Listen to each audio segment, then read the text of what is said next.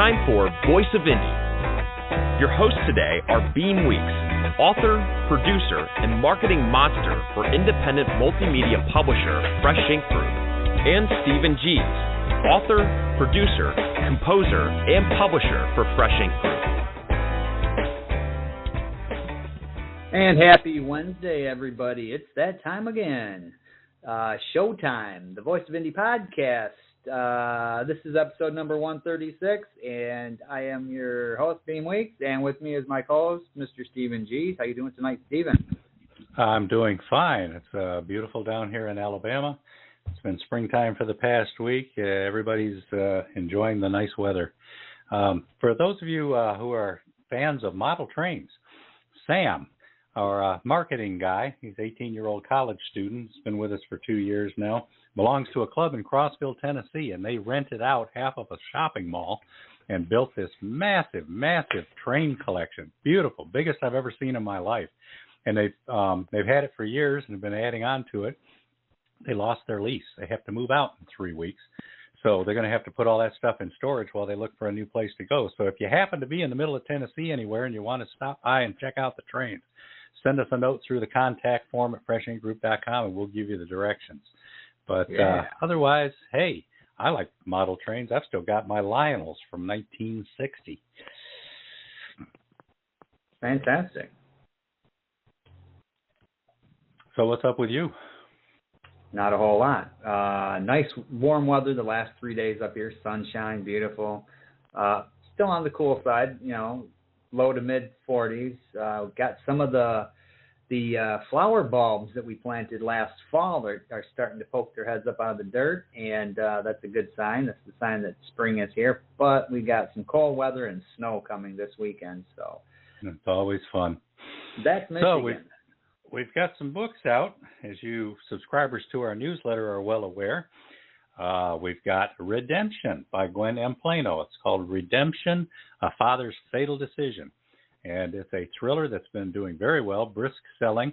Its release date is listed as March 17th, but the retailers have decided that they'll go ahead and send it to you if you order it any time.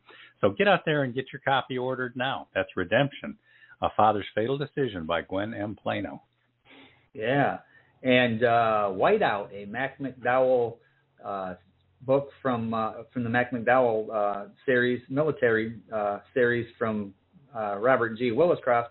The book is already out, but I just finished up today the audio book. I've got the epilogue, and I've looked ahead on that, and that's about 10 minutes worth of work, so consider it done. So keep your eyes on the newsletter. If you're not subscribed, you need to get subscribed to it. But when this comes out, you're going to want to get it. This was chocked full of cool sound effects, and these are a lot of fun to put together. So that's basically done. Whiteout, yep. A Mac McDowell. Now the full title is Operation Whiteout, a Mac McDowell mission. That's the fourth book in the series. I'm really looking forward to hearing this audiobook. Yeah, and it like I said, it was a lot of fun, a lot of technical work going into this one. There's some different things going on there, but it was it's good training for me on the audio producing stuff. But if you want, before I hit this bumper, Verwayne Greenhoe, he's chiming in about the weather down there where he's at in Florida. He says it's a beautiful spring night here in the armpit of Florida. And we are waiting for the Fresh Ink Group podcast featuring Karen Ingalls as the guest to get started. Well, we've started, and if you want to add to the conversation the way Verwayne just did, you can call or you can do it on Twitter. And here's how you can go ahead and do that. Call 516-453-9902 right now with your questions or comments for tonight's guest. Or post a note on Twitter with hashtag Fresh Ink Group in the body of the tweet, and we'll read it on air. That's 516-453-9902 or hashtag Fresh Ink Group on Twitter. All right. We have another book in pre-release right now, although we're never quite sure if retailers will send it to you early or not. But this is Outshine, an ovarian cancer memoir, second edition by Karen Ingalls. And tonight's guest might have something to say about this book, but this is a republish of a new version, expanded, added chapter, some updates and things like that of a 2012 book that Karen published after she had dealt with her own fight with ovarian cancer. This is an excellent book. It's out there already selling briskly, and we highly recommend this as a memoir, as a motivation, as a just something to share. And for those who are facing this kind of battle ahead, it's very reassuring. It tells you what to expect, shows you the good, shows you the bad, and reminds you that you're never in this alone. So that's Outshine, an ovarian cancer memoir, 2nd edition by Karen Ingalls. Get out there and order your copy now.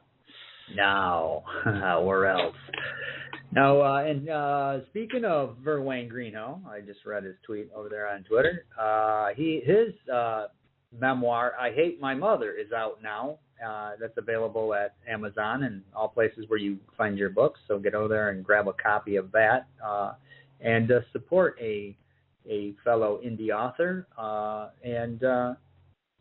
As I mentioned earlier, I touched on the newsletter, keeping your eyes peeled on the newsletter. If you're not subscribed to it, you really need to be, because you're missing out on a boatload of great information. And it's in a capsule. It's a boatload in a capsule, because we don't inundate you with 50 pages of stuff. It's you can scroll through and find what interests you. It's new book releases, new book trailers are in there. The guests that are on this show will be in there the week of, so you can find out a little more about each guest. And anyway, here's how you can subscribe to our newsletter. Stay on top of these podcasts and all things Fresh Ink Group with our weekly digital newsletter. New releases, videos, stories, excerpts, interviews, and more. Sign up now on the homepage of FreshInkGroup.com and be the one who knows what's what. What? Yeah, now that newsletter, we're still experimenting. We're beta testing the scratch and sniff feature to see how that's going to work out. And so far, it is not working out very well at all. So you'll not be seeing the scratch and sniff feature until we get that thing fixed. In the meantime, let's have a look and see what's happening with print bestsellers. Now, when I made this list 2 days ago, and then I looked a few minutes ago, there's only one difference in this list. So let's start from the top. Submariner. 30 Years of Hijinks and Keeping the Fleet Afloat is in the number 1 slot right now, but it's either the softcover or the hardcover. It's not both on the list. Number 2, Redemption, A Father's Fatal Decision by Gwen M. Plano. That's doing very well. It's only 3 copies off the sales of Submariner. 3rd slot, a new book that's out right now in pre-sale, Outshine, an ovarian cancer memoir, 2nd edition by Karen Ingalls. Sales are going very briskly on that, and right now it's our number 3 print bestseller for this week. Number 4, The Calling Dream. Recent guest Carlisle Toms put this book out, and it's doing very well. Now, number 5 is the one that changed. Originally, when I did this 2 days ago, Outshine, an ovarian cancer memoir, 2nd edition, was in the 5th slot, which means either the hardcover or the softcover. Both editions got into the top 5. Well, the bottom slots have been duking it out for who gets in that 5th slot, and right now, Submariner's in it. So Submariner's in the number 1 and 5 slots. Outshine is in the number 3 and 5 a couple of days ago, but it's kind of in and out of that 5th slot right now. So congratulations, people, on all the great print sales. Yeah, and we also have a children's book that's in the home stretch, so that should be coming out soon. It's called Daddy Yo-Yo and the Legendary Marble Tournament by Janice Toney. And this has got a lot of really cool color graphics in there, and I did the editing on it, and it's a really cool story. So if you got children and your kids like to read, keep your eyes out for this one, and we'll be talking more about that on this show as we move along at later days too. So keep your ear and get that newsletter. Besides the cool illustrations, Daddy Yo-Yo is a chapter book, so it's good for kids all the way up into middle school and even early high school. Yeah. But it focuses on bullying, and that's definitely an important topic right now. So there should be a lot of interest and demand in that book. Another book that we're working on that's going to be out here fairly soon is As We Remember, A History of the Women's Relief Corps in Beaufort, South Carolina. And we are publishing this book under a grant from the University of South Carolina, who want to honor these ladies' historical contributions. And we're really proud to be working on this book. So look for that to be out fairly soon as well. And Volume 3 of Robert Mackenzie's The Chair. This is Volume 3 of 5 volumes. So there's a couple more coming out after this one. Volume 3 is coming soon. Robert Mackenzie wrote this. It's turning out to be quite popular, and keep your ears open for that one. He had a supermodel, and that one, her name is failing me right now. But she Kathy Ireland. There we go. Yeah, she had a cross-country flight, and she brought the book on her trip and read it on her trip. And at the end of her trip, she took a picture of the book, of her with the book, and shared it on Twitter. So thumbs up to Robert for that one. And this one will be coming out pretty soon, Volume 3. Keep your ears open, your eyes on the newsletter. And if you like this show and you want to hear some of the previous episodes, or you're new to the show and you want to know what we are all about, we've got an archive. And here's how you can listen to those old episodes in the archive. Find your favorite show in the Voice of Indie archives on YouTube at Fresh Ink Group, StephenGees.com, BeamWeeks.com, FreshInkGroup.com, and on Spotify. And now you can listen on iHeartRadio, Google Podcasts, and TuneIn. Just search The Voice of Indie, all one word. Yeah, and let me correct that. They're not old episodes. They're classic episodes. Classic podcasts. All right, let's move on to our guest. You want to roll a commercial first? We got a list of them. We might as well knock one out. All right, why not? Let's do this one. In 1945, 10-year-old Ronald Dennison, the son of a backwoods Arkansas preacher, began having profound dreams about religion and a strange red-haired woman. The dreams follow him for decades, with the woman sometimes seducing him, other times calling him to become a televangelist, but eventually berating him for his sins of lust. She holds a secret so dark that he dares never admit it, even to himself. The more famous and wealthier he becomes, the more he struggles with his adultery, his fetish, and his shame, until his torment can no longer be contained. Staggering revelations challenge everything he ever believed. Will truth bring him the peace he always craved? Or will the woman's demands prove more than he can bear? Read the novel The Calling Dream by Carlyle Toms. Proudly published by Fresh Ink Group in hardcover, softcover, and all e-book formats. The Calling Dream by Carlyle Toms. Available now. Get over and get your copy. All right. Karen Ingalls is the author of 5 books, of which 2 are award-winning. She has published nonfiction, biographical novel, historical novel, biography, and short stories. She is a retired registered nurse with a master's degree in human development. She is a blogger, public speaker, author of many articles, and advocate for gynecologic cancer awareness and fundraiser for research. In her spare time, she loves to read and play golf. All proceeds from the book sales go to gynecological cancer research. And with that, welcome to the show, Karen Ingalls. And thank you very much. I am very happy to be here tonight. Hi there, Karen. We're always thrilled to have you. This is your second time on the podcast. Is that right? That's right. I'm very honored and very happy to be here. Yeah, we heard some buzz out there earlier today, people excited to hear you tonight, so including some old friends like Patricia A. Guthrie. So hopefully maybe we'll hear from some of these people. So what's your situation now, Karen? You're still in Florida. You're retired. You're living with somebody. What's going on down there? All right. Well, I'm enjoying the beautiful sunshine and blue skies of Florida. Live about 30 miles north of Orlando. And yes, I am. I'm officially retired, but I don't feel like I'm retired. I'm busy as ever, still doing some writing and doing a lot to raise awareness and fundraising for GYN cancers. And I live with my wonderful husband and Jim, and we have 6 kids, 12 grandchildren, and 1 3/4 great-grandchildren. 3/4? One's going to pop out.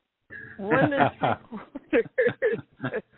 One's due in May, so we're pretty excited to have our second great-grandchild. Oh, that'll be cool. Do they live in the area around you, or are they spread all over the place now? They are spread everywhere, from Arizona to Minnesota.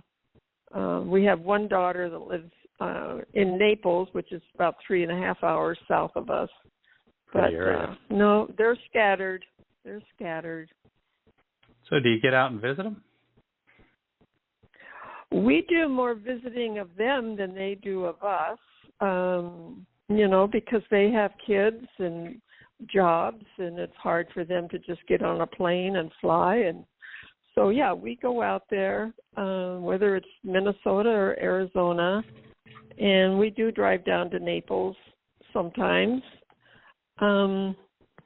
We have a trip planned in May to go to Minnesota for one of our grandson's wedding. And in July, we're going to go to Phoenix to see our new great-grandchild, who will be about 2.5 months by then. So we keep busy traveling. Oh, yeah. I'm just because Stephen had mentioned this is your second time on the show, and it's actually, and I thought, no, this is her third time. This is your third time on this show. Is it? Wow. You were one of our first guests going way back to when we first got started, and then you were on with Carol Tucker as well.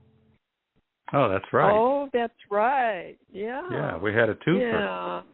Yeah. Right. Well, now, Karen. Karen. Well, before you do that, Beem, since you mentioned Karen Tucker, do you want to give us an update of what's happened with her, Karen? Well, it's very unfortunate.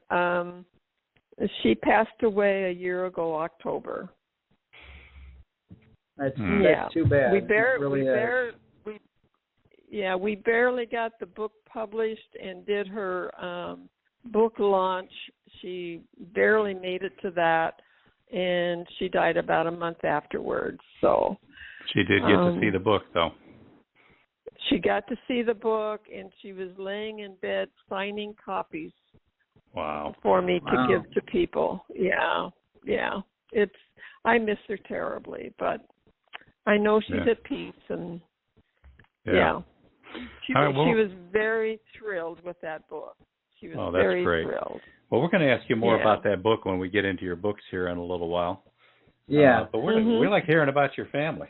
Yeah, so this is what my curiosity is with. You got the kids and the grandkids and all this. Are there any other writers in your family or budding writers?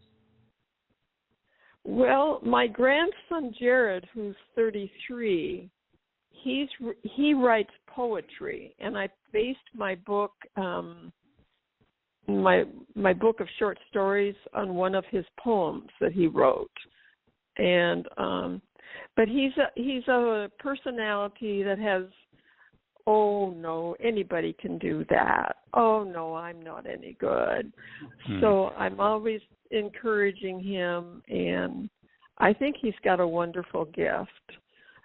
No one else has really shown an interest in writing. In fact, it's hard for me to think of more than 2, maybe 3 of our kids that likes to read, let alone do any writing. So, Well, has Jared done anything with any of these poems? He published them anywhere? Put them on a blog or anything like that? Blog or something like that? No.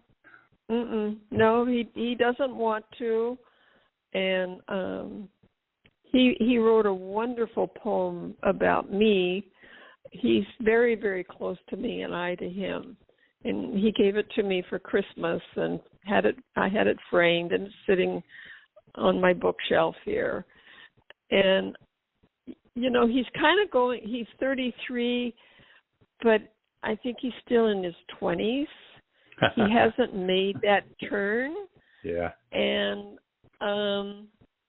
when the time is right, I hope he will understand the gift that he has. But I keep encouraging him, and not nag him, but encourage him. And that's the way to do it. That's all I can do. Yeah. Now, cool. Being that you're down there in Florida, sunny Florida, and I'm up here in freezing Michigan, how's your golf game?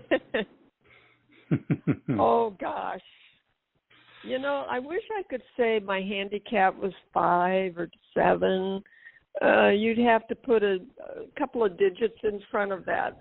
I'm probably a 18 or I don't know. I don't even keep it. But I enjoy it.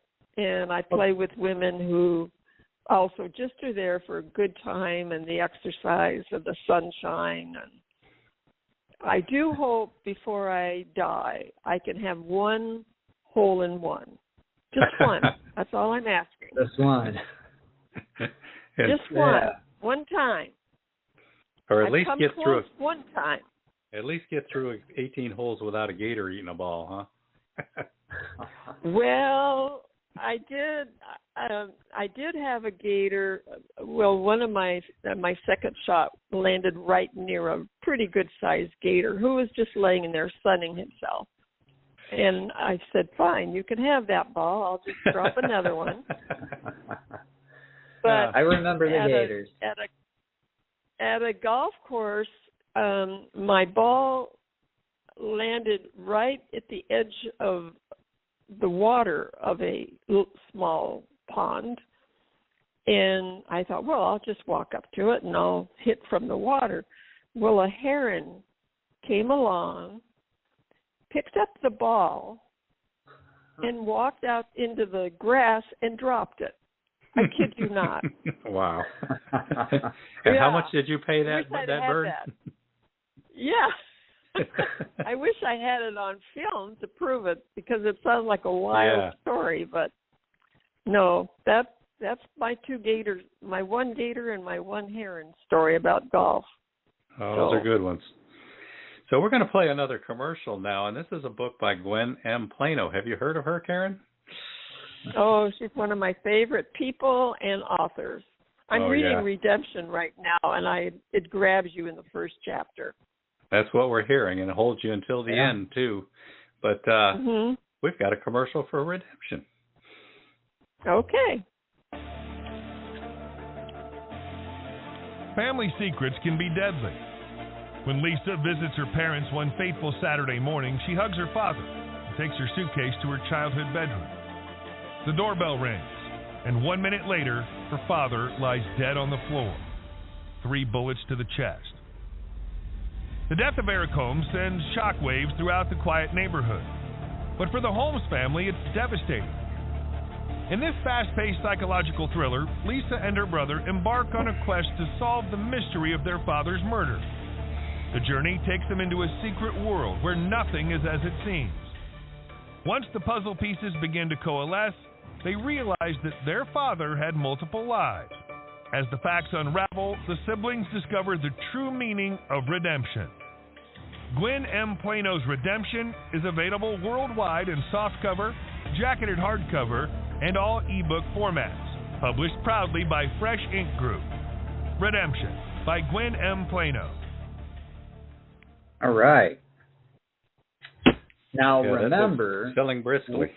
Yeah, we've got video trailers for each of these commercials, or for most of these commercials, and they're all over on the Fresh Ink Group YouTube channel. And we've had some new subscribers this past couple of weeks, so get over there and subscribe if you haven't. So help us build this up.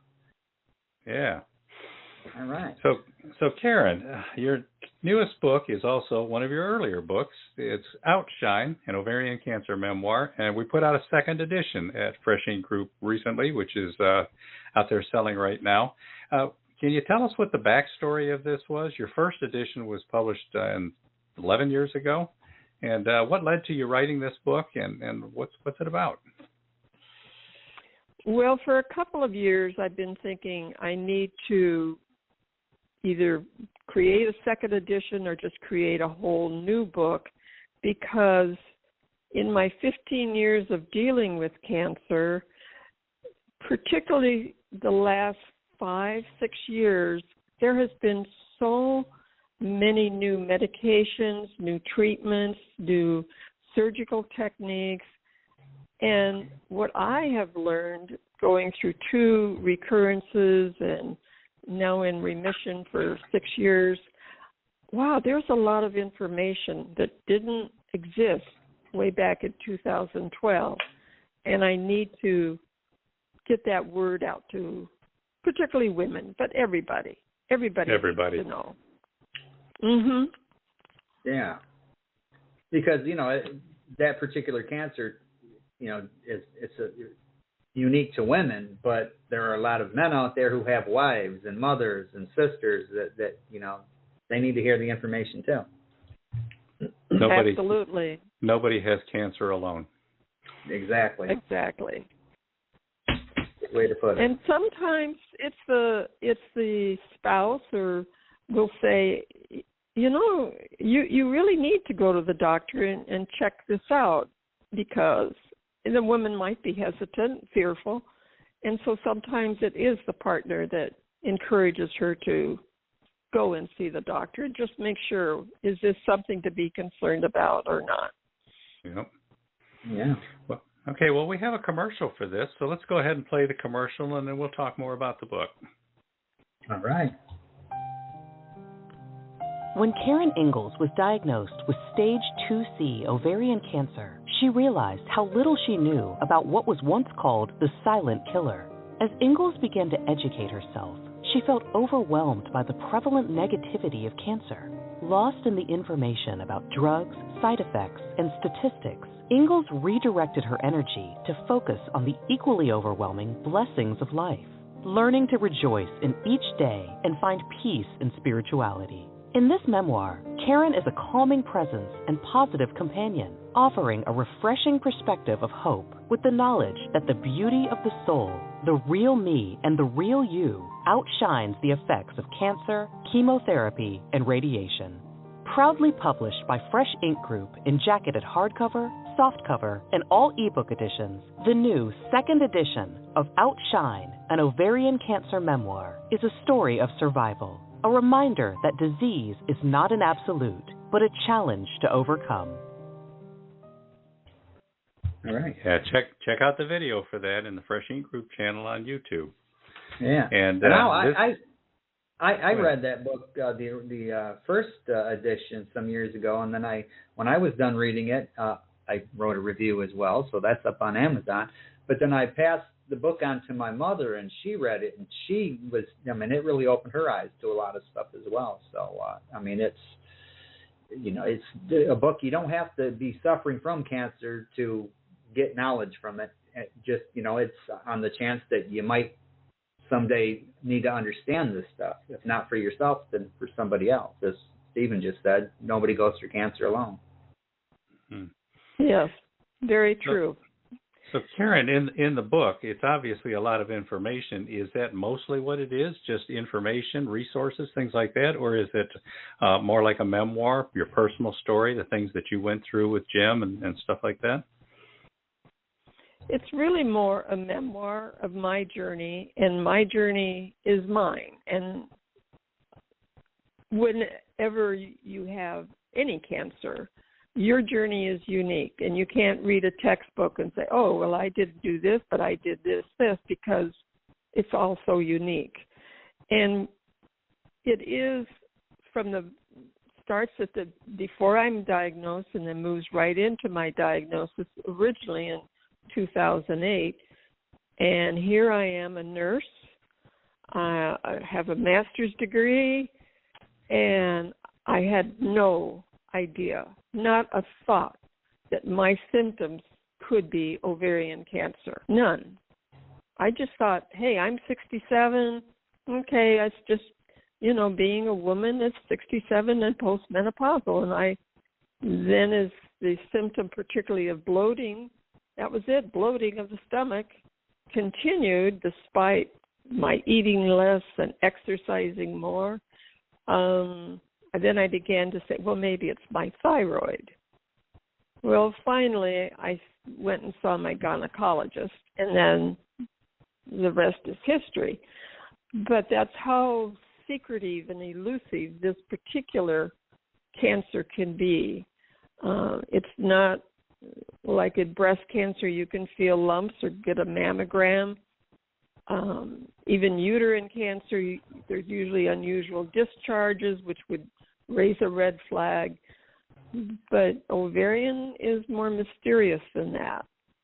So I do have a lot of information about risk factors and symptoms and all that, but it is my journey of going through the surgery, the diagnosis, chemotherapy, losing my hair not once but twice, and everything about it.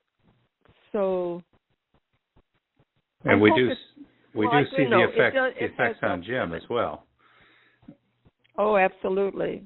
And the role of the care partner, and I do identify them as care partners, because it's our disease. It's not my disease. It's our cancer, not my cancer. And you were blessed to have the right care partner, too. You can see that from reading the book. Absolutely. The thing about memoirs, see if I can say this.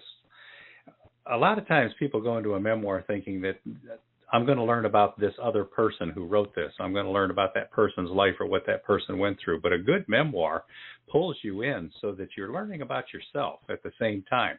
You're wondering, oh, what would I do in that situation? And stuff like that. And this book does that. That's what I really particularly like about it, is it's not just let's learn about Karen's journey, but let's go on it with her.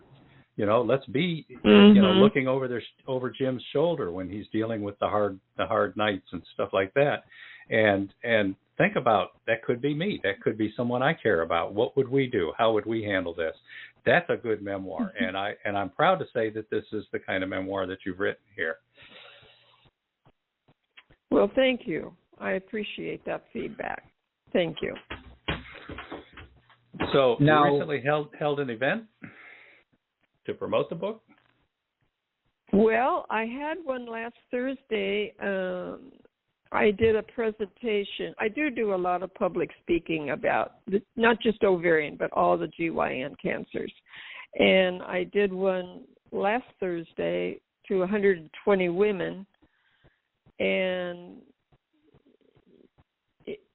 now this sounds braggish, and I don't mean I'm trying to toot my own horn, but I've done enough public speaking. I know when I've got the audience and when I don't.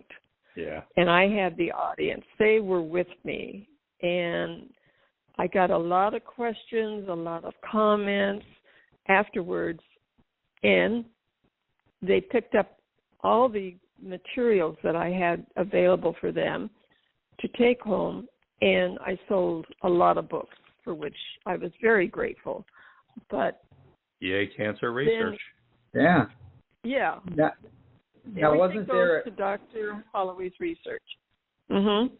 Now, wasn't there a bit of a standing ovation for you at this event? Well, there was, yeah. Yeah. Well, you should be proud of that. Yes. You're making a mark. You're making a mark, and that's important in this kind of a fight.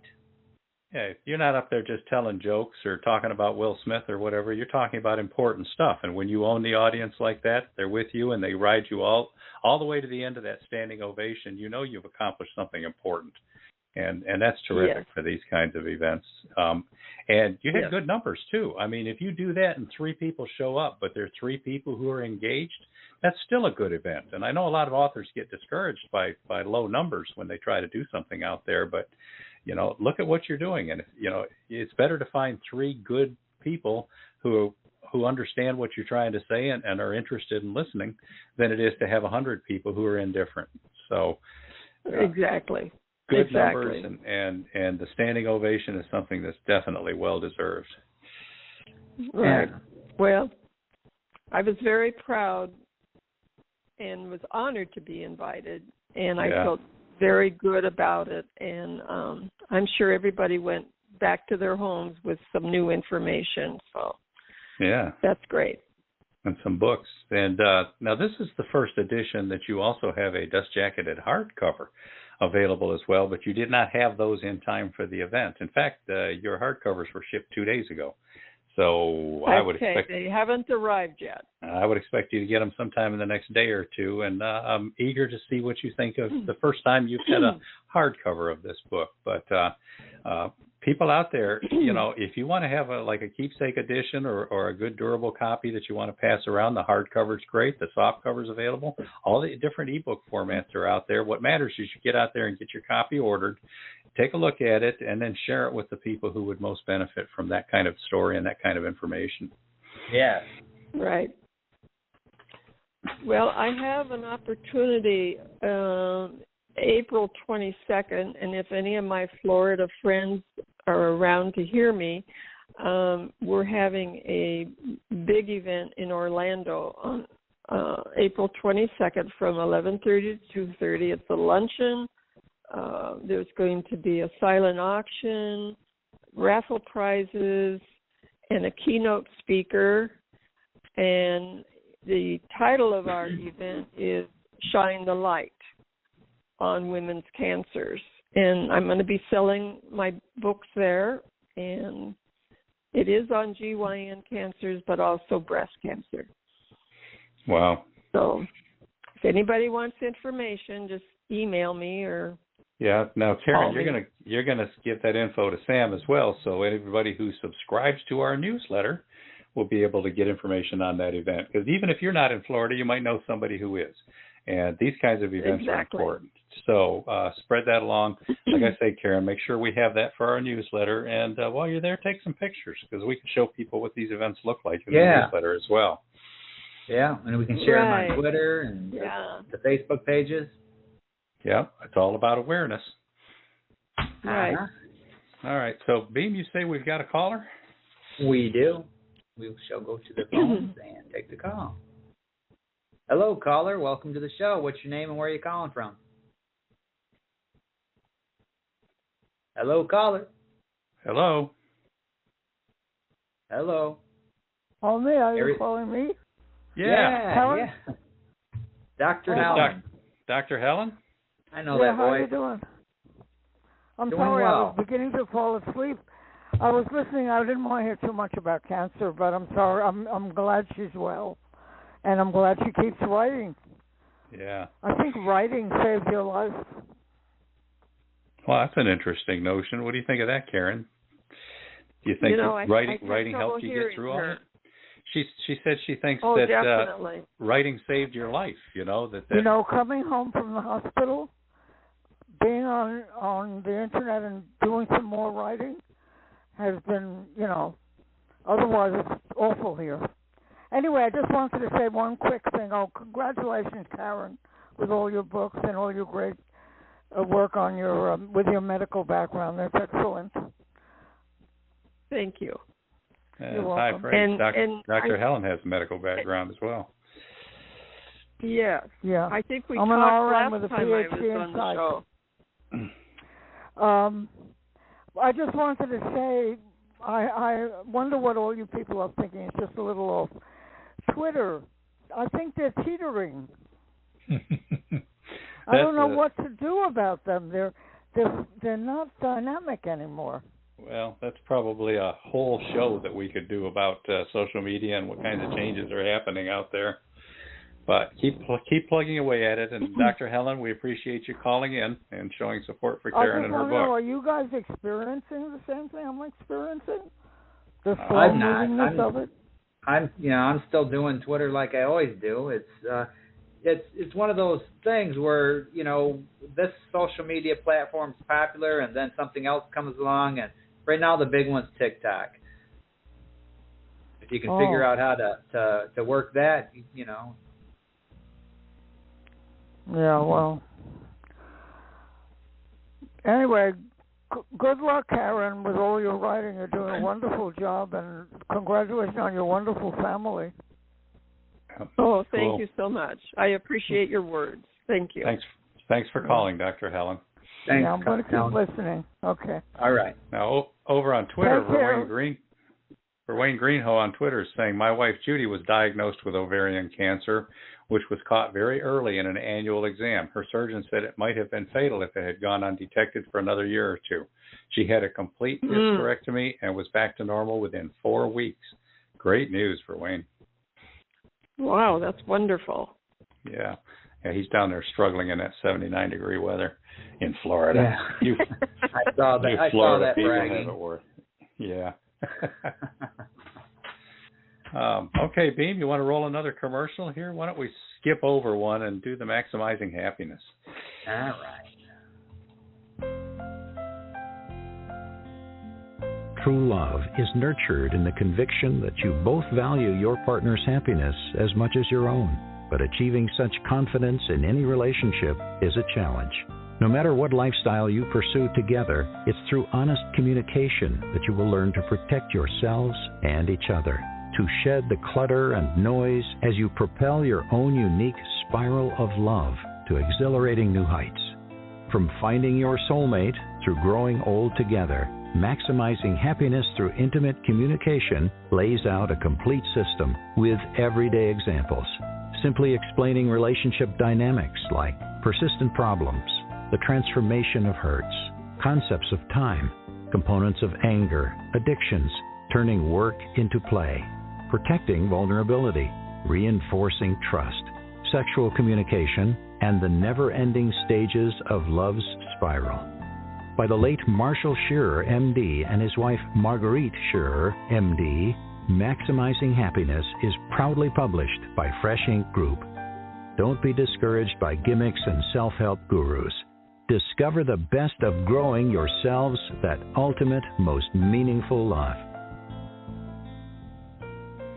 That's an excellent book by two very excellent relationship experts. That was one of the first books that Fresh Ink Group ever published. I don't know, close to 15, 18 years ago, something like that. And we noticed 3 or 4 months ago there was a surge in sales, a big surge. Yeah. Numbers just every week were like going up and going up. And we realized we never even made a trailer for that. This was published back before we made trailers. So we recently made this trailer. It's over on YouTube on the Fresh Ink Group channel. Go check it out and check out the book. It's definitely an excellent book.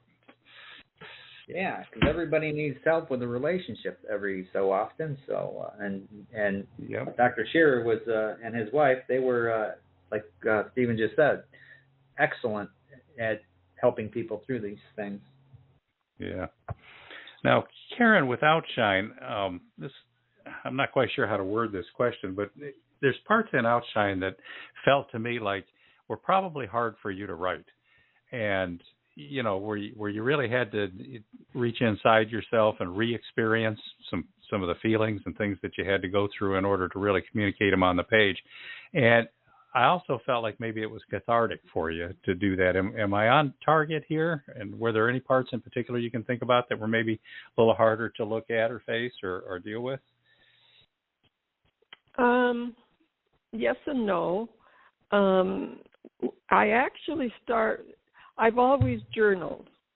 Even as a preteen, I was journaling, and all through high school, college, my first marriage, etc. So I've always journaled because I've always found that very healing, very helpful. And Outshine is an outgrowth of my journaling. And a friend of mine, a very dear friend, said, I'd like to read your journal. And I said, no, that's just mine, personal, no. And she kept insisting, and so finally I said, okay. And she said, you must get this published. This is what every woman needs to read. And I said, well, I don't know anything about publishing, and blah, blah, blah, blah. And she said, no, I'll help you. You must do this. And so here I am. I didn't rewrite. The second edition, I added things and so forth. And rereading it after X number of years, it was like wow, that poor woman, she did that. Oh, gosh, that poor woman. Oh, wow, good for that woman, not realizing I'm talking about myself.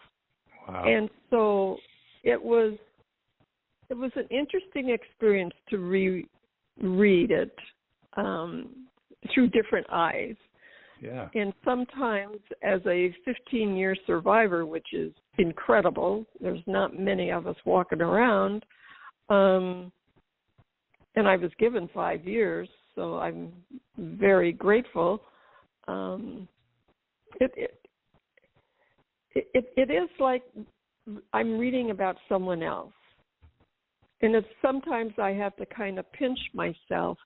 Yeah, you had cancer, and yet I work full time doing everything I can for awareness and fundraising. That's a full time job that I'm doing, and I've said goodbye to so many, many, many, many women, and I just. So you kind of are always reliving it with each woman that you meet, and some have still survived, and unfortunately, too many have passed. And I don't know the answer to that, and I'm not going to even try to answer that. Yeah, Gilda Radner, she was one who passed from ovarian cancer as well, and she wrote. It was a memoir of her life, but really dealt with her battle with the cancer, and she was given a clean bill for a minute, and she started to resume life, and then she was hit with a recurrence, and she ended up passing away from it. Now I read her book as well. It's always something. Yeah, that's the name. I was trying to remember the name of it. Well, when I give talks, I use what I call the Gilda Radner syndrome. And I say to women, if you have anything unusual, discharge, bloating, pain, nausea, change of appetite, urine, bladder, bowel, whatever, or something doesn't feel right, and nobody knows your body better than you. And don't have the Gilda Radner syndrome. If you go to the doctor and say you're having back pain or indigestion, don't just go to the chiropractor or the orthopedist or to the gastro guy. Insist, demand. Before you do that, you want to get a CA-125, a blood test, it's the marker, and an ultrasound or a CAT scan. Insist on it, and have in your hand a list of your family history of diseases. Oh, yeah, by the way, my aunt had breast cancer. Oh, yeah, my grandmother had ovarian cancer. Whatever it is, it could be either of the GYN cancers. So let's rule them out. And then if they're all fine, then you're still having the back pain or the indigestion, then go to the orthopedist, chiropractor, or the gastro. The problem with Gilda, unfortunately, she went from doctor to doctor to doctor before it was finally diagnosed. Yeah. So. Well, that's great advice. Well, I was thinking about Gilda Radner again. She was such a great comedian. What a loss that was. My brush with Gilda Radner's story was. Mm-hmm. I had a meeting in Bel Air one time out in Los Angeles, and I couldn't find where the guy lived, and I pulled over. It was some guy standing in front of his mansion spraying a hose around on the bushes. And I pulled over and rolled down my window to ask if, where this place was. And the guy came over to the car, and it was Gene Wilder, which was which was kind of cool because it's just some guy with a hose in it. And now I'm talking, to Willy Wonka. And that was just very cool. And he was telling me, how to, because Bel Air is very complicated. He's trying to tell me, well, you got to wind down here and go down through there and turn left and all that kind of stuff. And Gilda Radner came out on the porch. The two were married. And had been married for quite a few years, in her later life. And she came out on the porch wearing this big billowy thing, and she was wearing a thing on her head. So she must have been in treatment at the time and probably had lost her hair.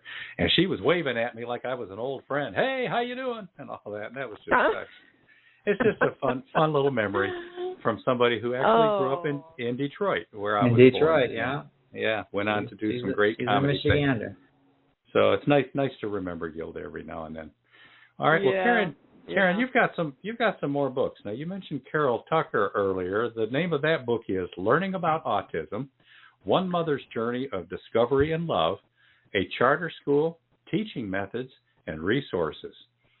And that's the book that features Karen Tucky and her story. Can you tell us what this is about? Well, Carol Tucker was an amazing woman, and each time I talked to her, I'd go, oh, my gosh, Carol, people need to know about you, and you need to write a book, Carol. I would say that over and over, and she said, I don't know how to write, and so that's how I ended up doing it. But she started the very first charter school for autism in Florida. Now they're all over, which is wonderful, and many of them are modeled after her school. But she started in a little 2-bedroom house in College Park, Florida, which is a suburb, or I don't even think of it as a suburb, but part of Orlando. And she worked very hard and got a great education at Rollins College, master's degrees. And she had a way with children, whether they're autistic or cerebral palsy or behavioral or whatever their issue was, she had a way with them. She never was mean to them or, harsh discipline or anything. And her one adopted son, Justin, was born autistic and with cerebral palsy. And his mother had been a severe alcoholic and drug addict. So she gave him up as soon as she gave birth to him. She never saw him. And no family member ever came to see that little child. So he was never held or rocked or given that, quote, maternal, important part of growing up. And he was in Arnold Palmer House for 9 months. Those are critical times of an infant. And so he didn't like being touched. I could go on and on. But Carol and her husband adopted Justin, who had a major stroke. The right side of his brain is just dark if you saw his MRI. And he's the most delightful, wonderful human being. He graduated from high school with a special diploma. Wow. And he can walk. He loves numbers. He cannot talk, but he's just a delight. And that's because of the incredible love and education that Carol and her husband gave that little boy. And that's the way she was with all the children that she was in contact with. That's a special kind of mother. There's no question about that. I hear people complain about my teenager this and my teenager that, and it's like, well, you don't know what challenges are. You have no idea what a parenting challenge really is. But she was a saint to be able to do that and to endure. And it's not something that you can change your mind in the middle of things. You're in all the way. And Justin was lucky that he didn't get to have her his whole life, but he got to have her during the most important part for forming who he was going to be. Right. Yeah. Yeah.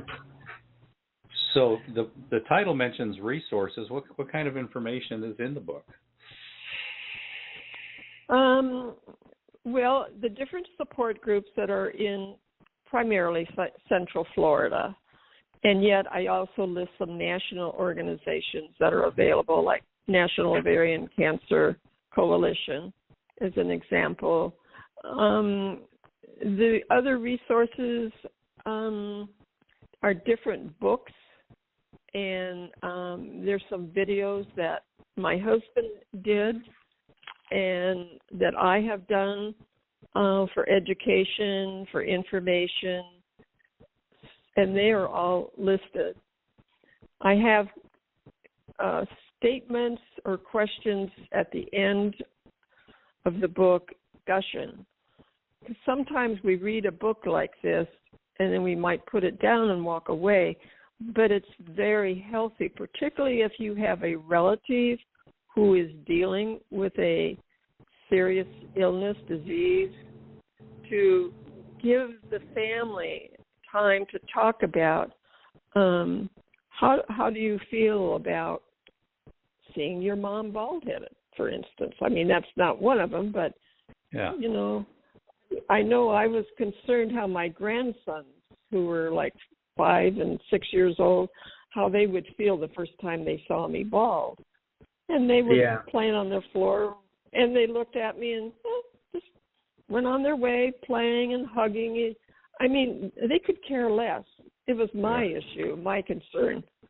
So those are the kinds of things that are in the book as well. Yeah. And what about photos? There's a couple of photos, but there's one in particular of my husband and I, which in my first diagnosis. But I don't have a lot of photos in this one. I just didn't feel it was necessary. Are you answering for outshine or learning about autism? Oh no, I'm answering for outshine. Okay. For autism. Yeah, you shifted gears on us. There are. Yeah, well, I thought you shifted gears. No, autism. No, the book with Carol and Justin and her husband, and I think there's some wonderful pictures in there. Wonderful. Yes, definitely in that one. Yes, and that was very appropriate, and I thought it added to the book, and all the resources, national, local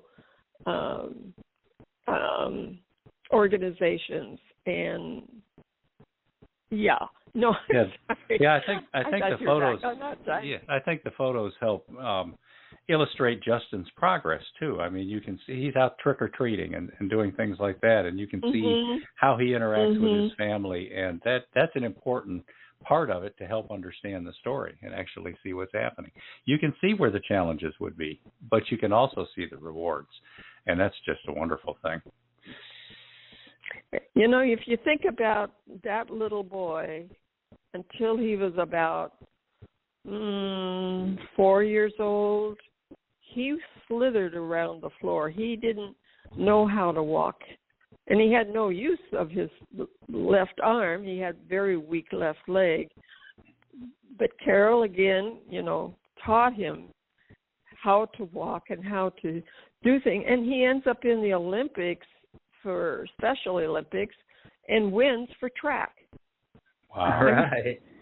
He's proud, too. You know? You can see in his face he's got the ability to be proud of his accomplishments. Absolutely. And he loves to cook, and he loves to iron. Yeah. I say, gee, I'll bring my ironing over. Yeah. There's a picture of him in there cooking, too, which I thought was very cool. I mean, you kind of start with this presumption like there's not much that a child with those kinds of challenges can accomplish. But then you see Justin accomplishing them. So good for him. Yeah, they never thought he would live more than a year. In fact, he was put in a home for the terminally ill when he was discharged from the hospital. But that's what love can do. Yeah. Yeah. All right, well, we're starting to get on the low end of time here. We want to ask you about your other books, but we're going to run one more commercial real quick, and this one's going to actually tout our publishing, which is not something we do very often, but probably should do more. Okay. Check out FreshInkGroup.com for everything publishing. Meet scores of authors. Discover hundreds of great books, plus audiobooks, podcasts, videos, trailers, free stories, free manuscript evaluations, and more. That's freshinkgroup.com. They publish all my books. I hardly endorse them. Me too. Yeah. And Karen Ingalls' last 2 books as well. All right, so Karen, you've got a couple more books over here in the retailers. When I Rise, Tales, Truths, and Symbolic Trees. What is that about? Well, that's actually the start from my grandson's poem, and his poem was titled When I Rise. And so it's 12 different stories. The one that jumps out in my mind most is a woman who knows she's going to not live very long, and her sister. And this one woman, she just wants to do everything, and so she decides she wants to jump out of an airplane. And her sister says, "That's crazy. You could get killed." And she says, "Well, I'm dying anyway. What difference does it make?" But it's a powerful story of these 2 sisters and what the one who survives, what she learns from her dying sister. And that's one of my favorites. And I use trees because every tree has special symbolism. So with each story, there's a tree and its symbolism attached. Wow, interesting concept. Yeah. Now, the book that I've long found intriguing is your book, and we talked about the Davida. I remember when we were in a certain club together, and I did a podcast over there. I had you on that podcast, and I remember talking at great lengths about this one. Just a very interesting book. Tell us about that one. Oh, that's one of my favorite books. It's about my great-grandmother, who was a model in the 1850s and up to 1913 was considered America's finest sculptor. And his name is Augustus St. Gaudens. And you would probably recognize some of his works, even though you may not recognize his name. Anyway, he was my great-grandfather, and his model, who was also his mistress, is my great-grandmother. Wow. And I'm very proud of what he did, but I'm even more proud of how she raised their only child, my grandfather. And, born in 1890, you're considered a bastard, and you're called a bastard, and you're shunned and shamed. And my grandfather grew up shunned and shamed, and he never, ever, ever, ever talked about his father or his mother, and because he was ashamed. And he had one friend from college he stayed in close contact with, but he didn't want people to know about his past. And so he lived a very sheltered life, a very quiet life, and a shamed life. And I wrote this book to take that away. And I hope my grandfather looks down and knows there's nothing for him to ever be ashamed of or to be angry at his father. No. He loved his mother devotedly, but it is one of my very favorite books. I love it. Well, that's great. And the full title of that is Davida, Model and Mistress of Augustus St. Gaudens by Karen Ingalls. Get out there and get your copy, people. Now, we're looking at another one here, Novi's Son, The Selfish Genius. Is this nonfiction? Is this a novel? What's going on with this? It's a biographical novel about my father, who was Novi's son. Novi is my grandfather, which was the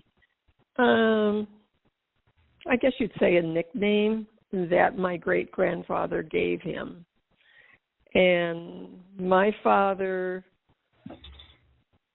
he was the most unusual man, and people where I live now knew him, and they cannot believe that I'm his daughter because I'm nice, I'm polite, and he was such a womanizer, but he didn't like men, and he let men know it.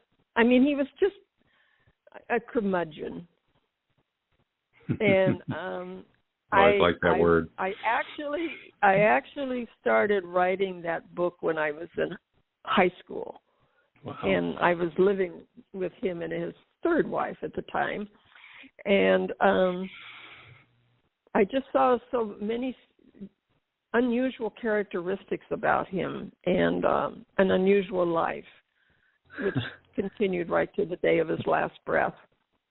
So, well, that's probably the personality that it was meant to have.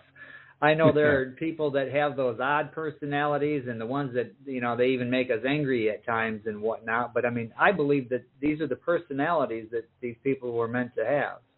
We're not all going to be nice people. We're not all going to be, approachable.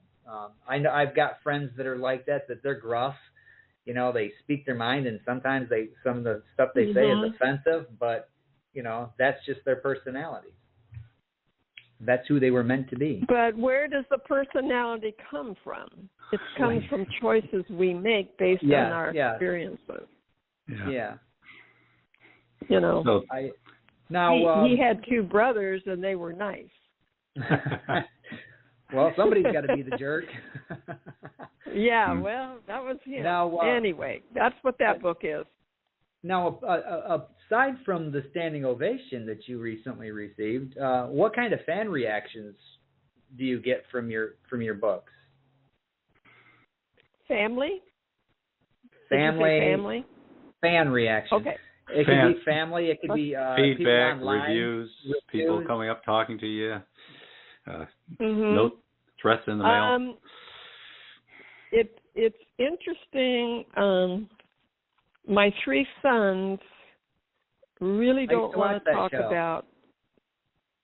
They don't want to talk about my cancer, and they all read my book, but none of them gave me any feedback. However, my oldest son recently, his brother-in-law's wife was diagnosed with ovarian cancer. So my son told me that he gave his copy of my first edition to his brother-in-law. And that was a great compliment to me right there. Yeah. And I haven't sent him the second edition yet, but I'm waiting for the hardbound to come. But yeah, I don't know if it's boys, if it's a male thing or what, but no. Now, my daughters-in-law, my granddaughters, they're curious. They want to know. They ask questions. My husband, of course, is incredibly supportive and goes to every doctor appointment. And he's a role model for the perfect care partner. Yeah. And again, I use the word partner because we are partners in this disease. Yep. When you say caretaker, to me, that means Jim's going to take care of me the way he thinks I should be taken care of. If you use the word caregiver, then he's listening to what I'm saying I need, from him. Yeah. So care partners covers both of them. We're a partnership. Yeah, that's a poignant distinction. Now remember, listeners, there is a trailer for the book Outshine, an Ovarian Cancer Memoir, second edition, in the YouTube channel, the Fresh Ink Group channel on YouTube. We also have a trailer there for learning about autism. We don't have the audio commercial to play tonight, but we'll have to do that on next week's show.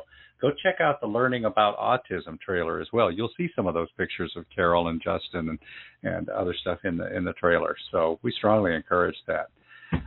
Karen, do you have some advice for other authors out there, people who'd like to get their words out there, get their work out there? Oh, follow your dream.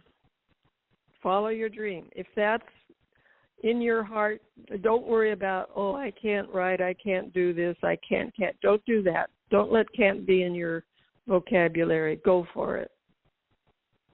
Good. Yeah. Perfect. Good Perfect advice. Yeah. How can listeners and readers contact you? How can they find you on social media? Do you have a blog, website, Facebook, Instagram? I have a blog. I'm not as faithful about posting in it as I'd like to be, but it's KarenIngalls.blog. And I have Twitter, K Ingalls off. K. See, I don't write my own, so what is it? Karen Ingalls author, I think. If you just Google my name, you'll find all my social media. There you go. There you go. I'm on Facebook, and I got off of it for a while because I got so angry with them, and they were messing me up so bad. And I got off of it, and then I just recently got back on it. So I don't do. There's some I just don't do. I mean, you can't do them all. No, but you Facebook, can't. No. Mm-mm. Yeah, your Twitter handle is K Ingalls author. Oh, thank you. Yeah. And listeners, as always, with any of our guests, if you, like in this case, if you want to tell Karen your story or ask her some poignant questions or just say, hey, hang in there, keep going, or something like that, we've got a contact form at freshinkgroup.com. We will always pass along messages and make sure any of our guests hear from you. So, Karen Ingalls, it has been a thrill having you on for the third time. And, sad to hear the news about Carol Tucker, but she did accomplish a lot, and her legacy helps live on in that book, learning about autism as well. Yes, it does. Yeah. Yeah. Now, listeners, next week we're going to have Verwayne Greenhoe, and he's going to be talking about some poignant things like how Vela works and how you can get your work out there on Vela and make some money that way. And who we got after Verwayne? After Verwayne, we've got a good friend of the show, John W. Howell. A fantastic writer, a wonderful storyteller, and just an overall good guy. So tune in for that. And after that, we've got... Yeah, sounded like Karen is familiar with John W. Howell and his work. Yes, I love him. Yeah, he's great. He's got a new book out. But at any rate, Cheryl Carpinello, Colorado Authors League, is going to be our guest, and neither of us knows Cheryl very well, so we're really looking forward to getting to know her and learn more about her work as well. Yeah, and after that is, I believe, another Colorado author, Judy Bowersox. Same story with Cheryl. We don't know a whole lot about her, but we're going to find out when we have her in the studio. We're going to make her talk. Yeah, make her talk. Shine that bright light on her. Yeah. Then we've got Patty Wiseman, a Texas author who does primarily children's books, and she's got some great stuff out. She got a new book that just came out this past week, so that's Patty Wiseman. We're looking forward to having her. And then we got one more guest booked after that. Do you know who that is, Beem? Yeah, that is Martin Herman. I'm in the process of setting up his show, but that's going to be on April 19th. So we got the date in there, and just waiting on some information from him. And, he's a pretty popular author, so it's going to be an honor to have him on, and we'll all find out a little bit more about him and his work. All right, so today's guest was Karen Ingalls, and her new book is the second edition of Outshine, an ovarian cancer memoir. It's a very poignant personal story that shows you what she and her husband went through, and is full of resources and information that's helpful for anybody who's facing similar challenges. That's Karen Ingalls. Karen, it's been great having you on the show. We really like it when you can stop by. Yes, we do. And thank you very much for having me, and hopefully I'll talk to you all soon. Yeah, we will. Okay, on our way out, we're going to play one more commercial. This is Submariner, which right now is our #1 best-selling print book. And we look forward to seeing you all back next week. Bye, everybody. Bye. Submariner, 30 years of hijinks and keeping the fleet afloat. Jerry Pate's semi-autobiographical collection of 60 stories recounts his 30 years in and around the U.S. Navy submarine fleet, ranging from lighthearted to wrenching. All are poignant inside looks at naval operations rarely seen by outsiders.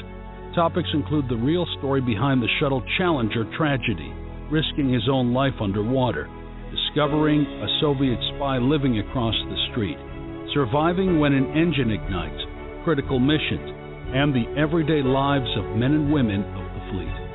Compiled by author Robert G. Williscroft and proudly published by Fresh Ink Group. Submariner is available worldwide in hardcover, softcover, and all ebook formats. Dive into Submariner for hijinks and breathtaking adventure with this poignant memoir by a true American hero.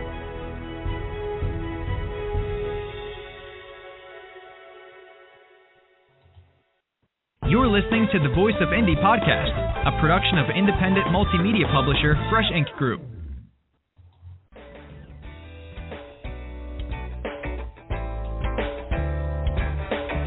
You've been a part of Voice of Indie, a production of Fresh Ink Group. Spread the word, support our guests, then find us at freshinkgroup.com and be sure to hashtag Fresh Ink Group.